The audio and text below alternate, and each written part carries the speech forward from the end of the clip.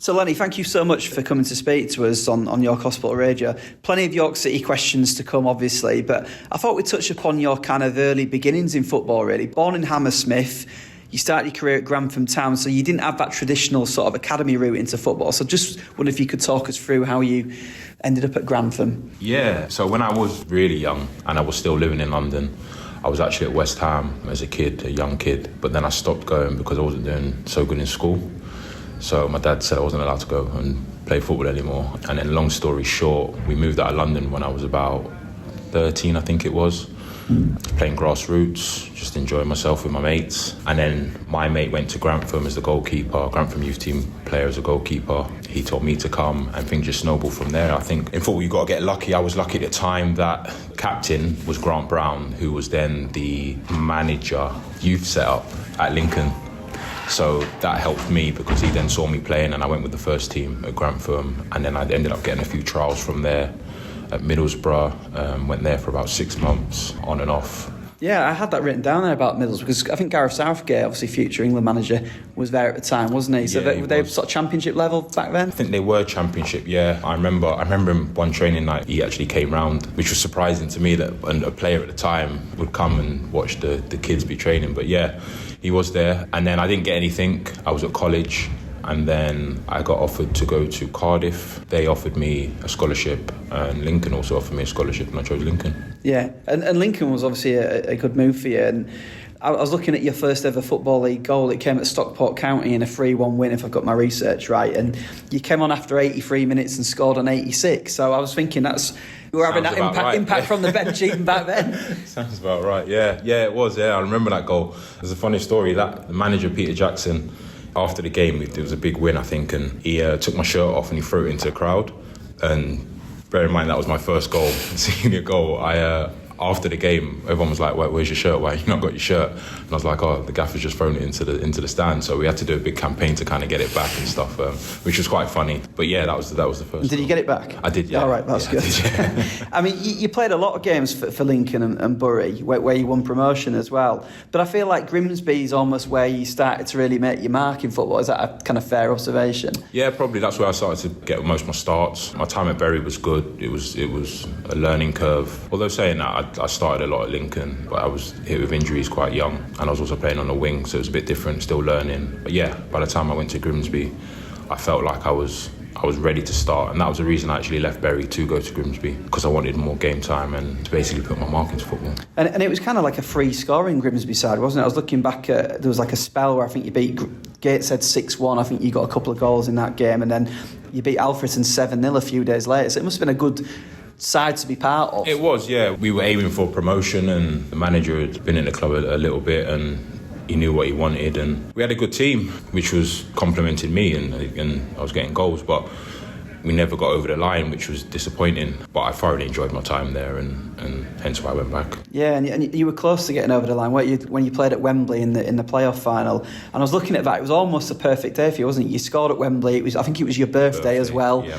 You scored in the penalty shootout, but obviously lost on penalties. So that must have been a real gut-wrenching day for you. Yeah, it was difficult. It's up there with one of the toughest days in my career. But you learn from these things, and it's driven me to try and get another promotion on my belt and get back to Wembley. Yeah, and the first time you sort of came onto York City fans' radar, I think, was when you scored 2 for Hereford in a 4-1 win at Bootham Crescent. We were just looking at the image of Bootham Crescent there, weren't we, on the wall? And, I mean, that was a kind of, that result arguably cost York City really promotion, because obviously that was when COVID hit just after that, and it went to points per game. And what's your memories of that night and playing at Bootham Crescent? I don't really like to talk about that. I want the York fans to remember me kindly. Yeah, I'd spoken to Paddy before, Paddy McLaughlin before, quite a few times, because we speak over the years. Is that because you were teammates at Grimsby? Sorry, yes, yeah. And I remember, because I had actually tried to come to York before that, and I remember playing York and thinking I want to do really well, because again, I tried to come to the club, been the manager at the time, and obviously said no. And I remember playing thinking I want to do really well here. And then it wasn't until after, obviously, the game ended how it did, and I realised, and then COVID had hit, and etc, etc. And then Paddy did tell me afterwards how much of an impact it actually did make. But for me, it was just another game. Again, I wanted to do well, to kind of obviously show that you could have signed me kind of thing, and me to get a couple of goals really. Yeah, and your second goal was a cracker, wasn't it, right into the top corner. And I think you nearly got your hat-trick as well with a dipping shot that Pete Jameson just tipped over the bar. So it was you certainly made your point, I think. I mean, two years later, obviously, you then signing for York City, first of all on loan. How did that kind of initially come about then? Because you mentioned there you kept in touch with Paddy, but I think it was John Askey, wasn't it, who actually signed you? It was, yeah, and I'd had John previously at Shrewsbury. He'd made me club captain at Shrewsbury, so he knew me well. And to be fair, when he did sign, I thought, yeah, probably this is my perfect chance. I didn't really want to leave Grimsby at the time, but I wasn't playing as much as I wanted to. The team had started really well, in fairness to them, and we were in a good position. So me coming to York at that time just seemed like a perfect fit. I knew the manager. Again, I wanted to come to York, and I tried to come here for a while, and it just seemed like the perfect time. And was it, in your initial thinking there then, was it to come for a month and then go back to Grimsby and try break in? Or, yeah, because we'd had a few injuries as well at the club, and my loan period actually got delayed. Of when I went on loan actually got delayed because there was a few injuries. So eventually I did get to leave, and I knew we were pushing for promotion, so I thought if I go back and try and get back in the team and help Grimsby get promoted. Yeah, but obviously you ended up staying, and that knack of kind of scoring important goals for York City and timely goals happened literally, I think, with the first one you got at Fyldes. Looking back, that 2-0 win was quite significant really, because we'd not beaten any of the top sides away from home, I don't think, for literally the whole season. So do you think that kind of scoring that night at Fylde and getting that win sort of almost gave a bit of belief to the group that you could go and get these results at some of the better sides in that division? Yeah, definitely. I think I don't look at results like that in previous results, etc., stuff like that. But for me personally, it did actually it was a big goal for me because I wasn't playing at Grimsby, and I'd come out, I think that might be my second or third game, so I hadn't scored. And as a striker comes in, everyone's expecting that striker to score. So it was a really important goal for me to get that under my mark and then to get the win. And obviously I think that sent us on our way, really. Yeah, but then I kind of noticed as well, and I'd not realised this until I'd gone back and started researching this, but you then went 12 games without scoring, which was quite a long sequence. You mentioned there about strikers, but then you got 3 in your last 4 games of the season. So did you feel like you were going into those playoffs in some good form then? You'd sort of almost recaptured what your goal scoring touch, as it were. Yeah, it was weird, that whole playoff series and the goals I was scoring. I went into every game, and I've said this before, I genuinely thought I was going to score in every game, and I knew I had to be on the pitch. My body wasn't right, but I knew I had to be on the pitch because I knew I just genuinely felt like I was going to score. And I can't really say a time in my career when I felt like that, and it's a great feeling. Like, that confidence is unbelievable. So it was a real nice feeling to have, and paid for fruition. Yeah. Well, let's talk about those goals. I mean, the Chorley one in particular, I was watching that back last night, but it was such a fantastic lob over the goalkeeper. But did he kind of make your mind up for you, because he'd gone so far out of his goal, hadn't he? And it was quite early on in the game as well, and big crowd in, a lot of expectation. So did he kind of make your mind up, thinking, right, I'm going to take this early? Yeah, for sure. I think when a keeper does that, a striker bearing down on goal, the ball was bouncing. There wasn't too much more I could have really done, to be honest. If he stays on his line, then I've got to take it under control and go to goal and make my decision. He was off, and then, as I said, there wasn't really much I could do. Get on target and hope for the best, and it went in. So more than happy. And what was that feeling like when it hit the back of the net? It was a bit similar today. We're doing this interview before the Hartlepool game, a packed crowd in, wasn't there? There was a lot of atmosphere building well before kick-off. Yeah, it's weird. It's weird when I scored. I'll always say that was probably my favourite goal while being at the club. I don't know, it's just, I had friends there that night, and I remember the celebration vividly, and running around the goal at South Stand and just looking at all the fans, and it was amazing. It was brilliant. Yeah, and I'll never forget it. And I suppose, like, normally we'd shoot the other end as well, wouldn't we? We wouldn't be shooting towards the South Stand in the first half, so it was a bit unusual. But how did it feel like a long time for that ball to go into the net? Because obviously you've hit it well over the goalkeeper and lobbing really it. High. It was really high to be fair. No, I don't know, it's one of them kind of, you hit it and you kind of know I hit it well enough, and as long as the bounce didn't make it go over, then I was happy. And then the Brackley game after that, again, you were on the score sheet. That was a huge result, wasn't it? Because again, our away form wasn't brilliant that season, and Brackley would already got beat there, I think about 6 or 7 weeks before the end of the season, and they were pretty strong at home, pretty resolute. So it was a huge result, wasn't it? It meant to know that you were going to have the playoff final back here. Yeah, like you said, Brackley at home, very resolute. I think like that most seasons. It's a really tough place, and we knew that going there, really tough place to go.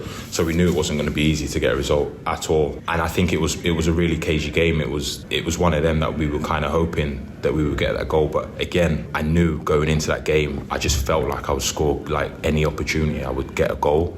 And then we had Pete on the other end, and I think we can't not talk about that penalty save in the first half, because that keeps us in the game, and we go into the second half and we got something to hold on to. I was obviously injured then. Yeah, because you said your body wasn't right for those players. Yeah, so what do you mean? What were you struggling with? It was that game I actually got injured in that goal. I've overstretched and maybe just tore my quad a little bit. So I had to come off, and then I knew once we'd won, getting to the final, I'd have a certain amount of days to get basically right. I had it strapped up for the final because, again, I just knew if I needed to be on the pitch. So I had it really strapped really tight, and again, it wasn't right, but I got through the game and And the Boston game, it was such quite a cagey sort of game, wasn't it? There wasn't a lot in it in terms of, not a lot of chances in the game, and obviously yours came quite early on, didn't it? And again, just that confidence, was it, that you were going to score? And again, it's not really.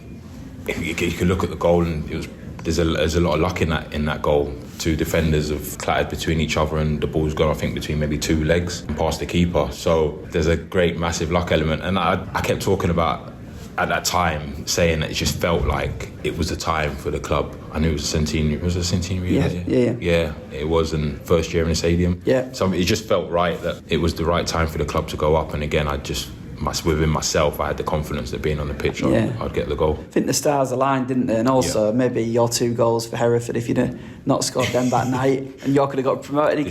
Things happen differently, don't they? Sliding doors moments. How did you feel when Maz Kouya got the second goal? Because I think as a supporter, for me, the relief was just massive. And was it like that for players as well? I just got goosebumps there, you saying it. Yeah, it was a massive relief. Just because the game's pretty much over. It was late on. I was exhausted. I remember that. Yeah. Your quad must have been killing you.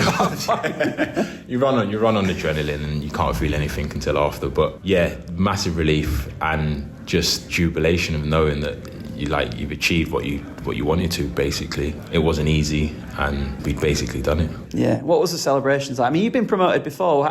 Is it the same sort of feeling? Is it different at different clubs? I think this one was probably a little bit different because you could say for me personally, I had more involvement in terms of my goal contributions. So that made a big difference. I felt like I'd really earned it. It's still a great time. It's still something that's on your CV that no one can take away, and you celebrate and enjoy it as much as you can, because it's very rare that things come like this. And I was looking as well, your record in playoffs in general is pretty good, isn't it, in terms of scoring? I think we mentioned the Grimsby final at Wembley, but I think you'd scored in the semis as well, and you against Eastleigh, so you must like these playoff games. I like big games. My wife laughs and says big game player, but I just like the big occasions. This is why I play football. This is why I've always done it. I've always done it for not only for the enjoyment, but to entertain and to try and win things, and I seem to handle pressure okay. So for me, just go into them games with a lot of confidence and see how we get on. And obviously you signed permanently in the summer. Was that an easy decision to do? I mean, obviously you'd come thinking, half an hour and going back to Grimsby. And in fact, I think you went back to Grimsby and they won the playoff final. So 2 promotions in a week. So was it quite a straightforward decision to commit yourself to York City? It was. Like I said, I'd actually tried to come here a couple of years prior, or a year prior, so it was quite an easy decision, one that was best for myself and my family and my footballing career. I was settled. There was no bones to make about it, really. No, it's an easy one to make. And 17 goals in all competitions, I think that was your second best ever return. You must have been really pleased with, from a personal level, how that season went. Definitely.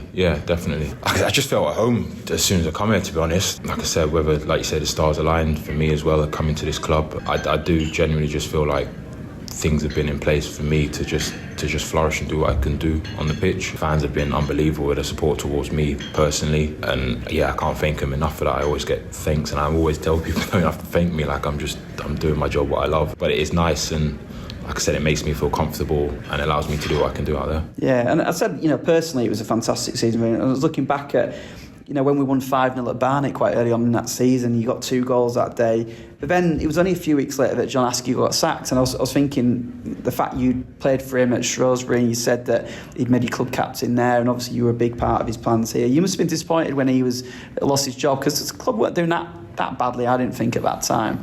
Yeah, I mean, he made me captain here as well, didn't he? So it was tough. It was a surprise, a big surprise. It was a big surprise to myself and all the players because we didn't see it come in. But there was stuff above us that we couldn't control. So it was unfortunate. But as players, you got to move on and you got to try and do your best on the pitch. Yeah. Last season, you might not have got as many as the previous one, but the Aldershot header to win the game in March is up there. I think iconic with York City fans. I mean, it made such a difference to how the season ended up panning out.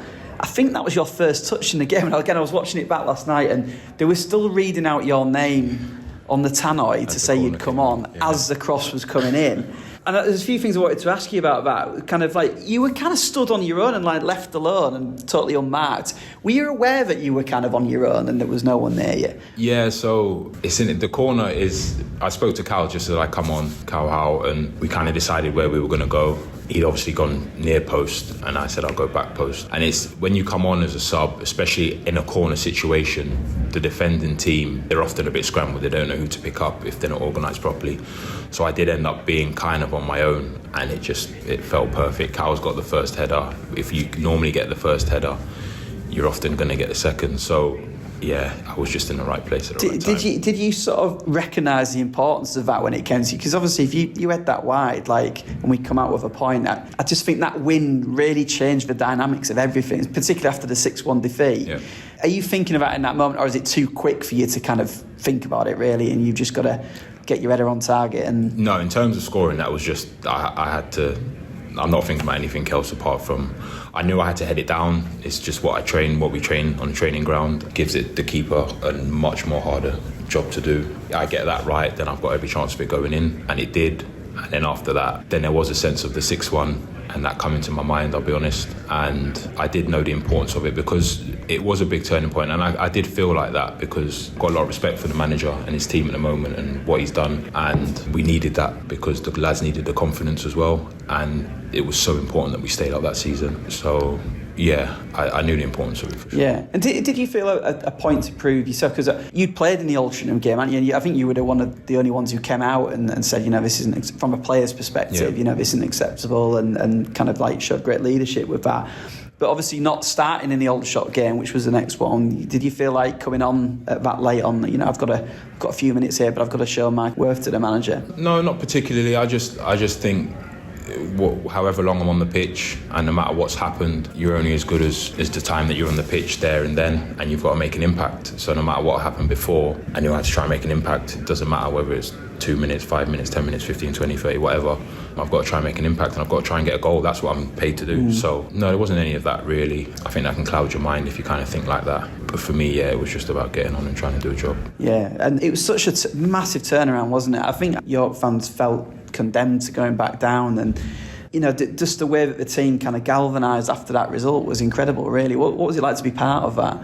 It was brilliant, and it was refreshing because we were playing a style of football that the manager truly believed in and believes in, and we did as players. We just wasn't getting the result, unfortunately, and we were still learning it. So after that, it was really nice. It was refreshing, and it's so weird. I could see a change from knowing where we was in the league and how teams would come to us, and because we were bottom, they were basically attacking us, expecting us to lose, etc., to then it changing so quickly and them sitting off us, and we were actually playing really nice football, and they were actually quite scared of us considering where we was in the league. It changed so quickly, so it was really nice, and the fact that we managed to pick up the important results to then stay up was really, really, really. And some of them results were phenomenal. Where like Bromley away was, people would have had that down as a home banker, wouldn't they? The bookies and stuff like that. And like you say, it was refreshing to kind of go with that brand of football. And is that something that you've enjoyed playing? Because you've played most of your career at the lower end of the football league or in non-league. It's not normal for teams to be playing attacking, is it? And so it must be good for someone like yourself who's towards the end of your career to be part of that. I'm gutted it wasn't at the end of my career, I'll be honest. But it is. It's brilliant. Like I said, towards the end of my career, it's actually probably really nice though as well, because probably I can enjoy it a bit more actually, because I can appreciate it a lot more. And I think where I am in my career as a striker, the system suits me down to the T, and then the role the manager has me playing in at the moment when I'm fit, it definitely does suit me. So it's nice, and it's when I'm not involved like I am at the moment, it's nice to watch, which I'm guessing a lot of the fans are enjoying it as well. But I'm enjoying watching our team. Yeah, and you've scored 5 goals already this season without starting a game, which is pretty incredible. As a striker, are you someone who has goal targets before a season starts? Or Yeah. Every year, without a shadow of a doubt, I've got my goal targets. I keep them to myself always, but I think any striker in any team would be lying if they said they didn't want to finish top goal scorer, no matter what role they're playing, and I'm no different. So hopefully I'll get fit. Well, I will get fit at as quick as possible, and then can hopefully that goal scoring carries on and help the team get up the table. And obviously you're playing a little bit of a different role in terms of coming on in games, and you saw that on the opening day when you got the goal at Southend.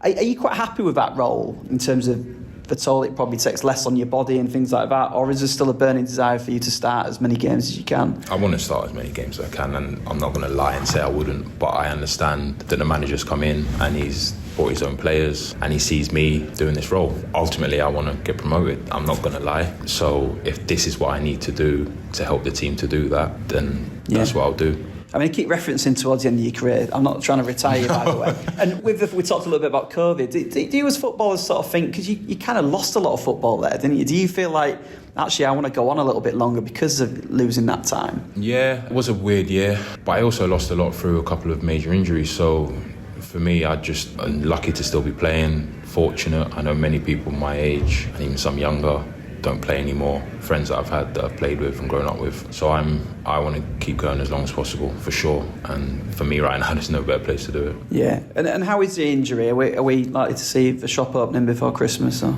I would like to think so. Could be a Christmas present. Yes, I hope so. And kind of let's talk a little bit about leadership. You know, I think Adam really loves the fact that you sort of set the example and you're a leader in the dressing room. Are you still kind of doing that whilst being injured? Are you still in and around the training ground and kind of cheering the boys on? Yeah, of course, yeah. I think that's the biggest part, is to be around the boys, especially when you're injured, because it can be a lonely place. But what I will say about the squad is there is a lot of leaders in there, which is brilliant on the pitch and off the pitch, and they held themselves to high standards. So that helps while I'm not maybe on a training ground. As much as the manager and the staff will drive the boys, the lads need to do it themselves when they're training. So like I said, there is a lot of leaders in there that will keep doing that, but I'm around and always, yeah. And the promotion winning sides that you've been part of before, do they all have those sort of ingredients, like a lot of leaders in the dressing room? I think leaders, and I think one of the biggest things is friendship, to be honest. The 2 promotions or 3 promotion sides that I've been in, I still speak to people, whereas weirdly enough, the teams that I haven't, I don't. So I think that's a big thing, and we have got a really tight group in such a short space of time. We've been through a lot, and I think that is actually really showing. Yeah, absolutely. And the chant that the fans have, I noticed that a lot of clubs that you've played for had the same chant. Where did it start from, and do we sing it best? It started at Bury. So a young man, I couldn't tell you why, how, but he did start it at Bury, and I did meet him once, and it's just followed me every club I've gone to the point where opposition fans are singing it now, and that always confuses me a little bit, but yeah. Yeah, popular chant. And then just finally to finish off, I always ask people who've played in the game a long time. Again, I'm not making you older than what you are, Lenny, but who's the best player that you've ever played with and against in your career? With is tough. I've got a terrible memory.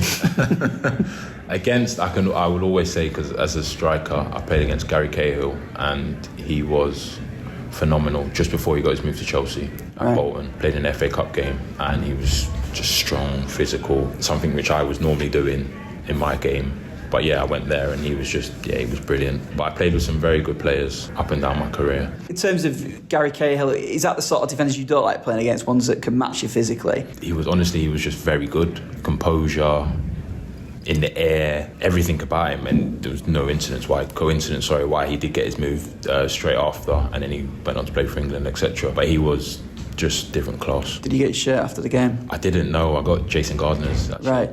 Of that game. But yeah, he was brilliant. Yeah. Okay, well, Lenny, it's been a pleasure to speak to you. You know, I wish you recovery best in your injury and hopefully fire us to another promotion. Fingers crossed.